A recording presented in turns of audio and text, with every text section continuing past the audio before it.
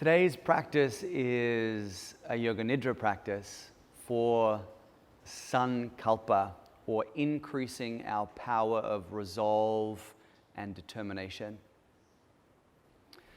There's a misconception in yoga, or in the world about yoga, that the culmination of our practice, or one of the greatest things that we can achieve in yoga, is to be free from our desires.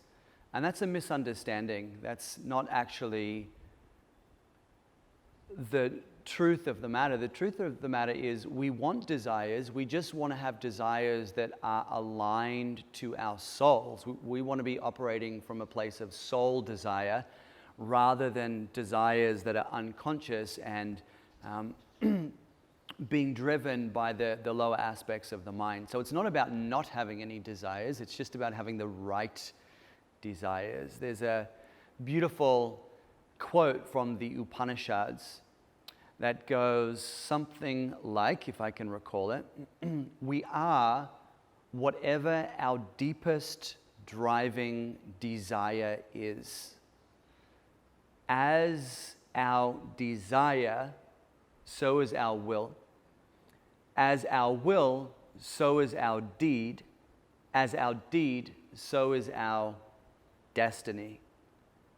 So the short version is, wherever our desires are at, that is going to be our destiny. So whether our desires are aligned to the soul or aligned to the lower mind, unconscious desires, that's really going to be the major driving force in the shape and direction that our life takes. So Sankalpa, or Yoga Nidra for Sankalpa, it gives us an opportunity to tap into that part of our self that is free of all doubt, that it's a field of absolute certainty, what the yogis call Sankalpa Shakti, or our power of indomitable will.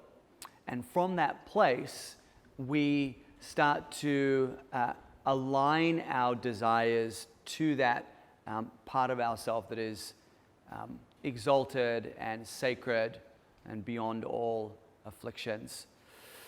So just a little setup, a few words about the setup of this practice. What you will need to do from your side is get clear on your resolve, get clear on your Sankalpa. So we're going to tap into this field of certainty. So what you need to do when we get there is put your Sankalpa into it. So this is a statement of clear intention that is aligned to your soul.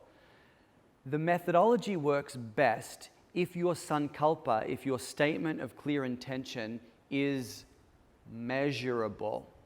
So it's harder.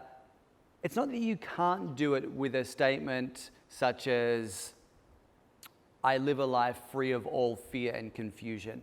Of course you can do that. You can work with Sankalpa in whatever way you want, but that's quite a broad statement. And how do we actually measure that statement? It's very, very difficult. So the idea is that we start quite small and practical, but even those practical intentions have to be aligned to the grander intention of our dharma, of our purpose here as a spiritual being.